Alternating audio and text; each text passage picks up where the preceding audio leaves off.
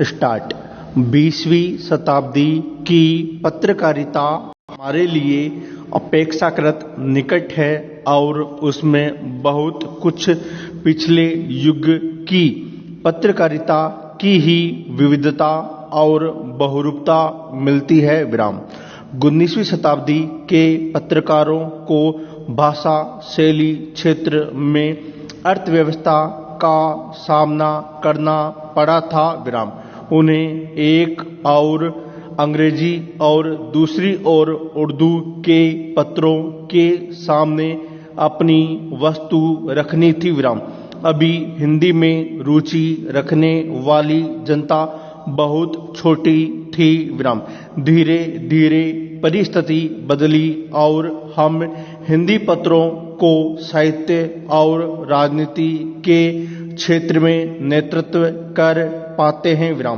इस शताब्दी से धर्म और समाज सुधार के आंदोलन कुछ पीछे पड़ गए और जातीय चेतना ने धीरे धीरे राष्ट्रीय चेतना का रूप ग्रहण कर लिया। फलतः अधिकांश पत्र साहित्य और राजनीति को ही लेकर चले। Paragraph change. साहित्य सत्य के साथ शिव और सौंदर्य का भी समन्वय करता है। हमारे संस्कृत साहित्य में उपर्युक्त सांस्कृतिक स्थिति का परिमार्जन और रूप संस्कृत भाषा और प्राकृत भाषाओं के माध्यम से प्रकट हुआ। यह धरोहर के रूप में हिंदी साहित्य को भी प्राप्त हुआ। हिंदी के आदिकाल और मध्यकाल का स्वरूप देखा जाए तो सांस्कृतिक दृष्टि से आमूलचूल परिवर्तन दृष्टिगत नहीं होता। यह आक्रमण इस्लाम धर्म को अपने साथ लेता आया। इससे हमारी संस्कृति में कुछ तब्दीलियां आवश्यक हुई। मध्य युग में इस्लाम के राजनीतिक आक्रमण के सामने हमारी भौतिक सभ्यता नहीं टिक पाई, जिसके लिए प्रदेश की प्राकृतिक स्थितियां भी आंशिक रूप में जिम्मेदार है, जो मनुष्य को संघर्षशील कम और शांतिप्रिय अधिक बना देती है। साथ साथ आध्यात्मिक मूल्यों के प्रति लगाव ने भौतिक शक्ति के प्रति कुछ अनास्था भी उत्पन्न कर दी थी। आपसी फूट और व्यक्तिक संकीर्ण महत्वाकांक्षा भी भारतीयों वीरों की हार का कारण बनी।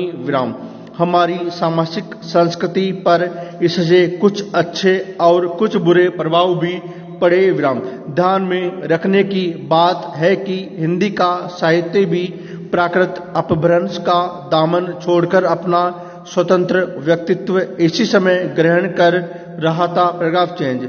चार्ली चैपलिन अंग्रेजी हास्य कलाकार, फिल्म निर्माता और संगीतकार थे जो कि मौनी युग में प्रसिद्ध थे।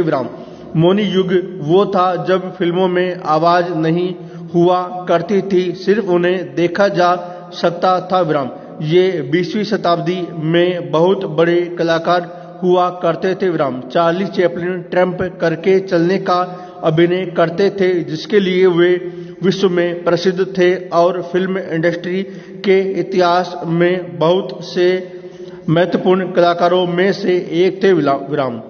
चार्ली चैपलिन का कैरियर उनके बचपन से लेकर उनकी मृत्यु के एक साल पहले तक 75 साल तक चला और ये चापलूसी एवं विवादों में घेरे रहने वालों में से थे।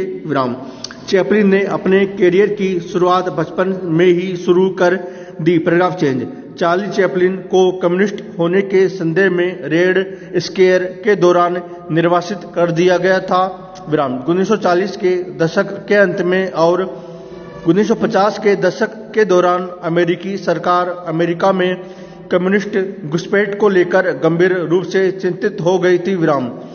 विस्कॉन्सिन के सीनेटर जोसेफ मैकार्थी के नेतृत्व में कई राजनेताओं का मानना था कि संयुक्त राज्य अमेरिका से उन अमेरिकी नागरिकों को बाहर निकालना आवश्यक था जो कम्युनिस्ट आदर्शों के प्रति सहानुभूति रखते थे, जिन्हें आंतरिक खतरा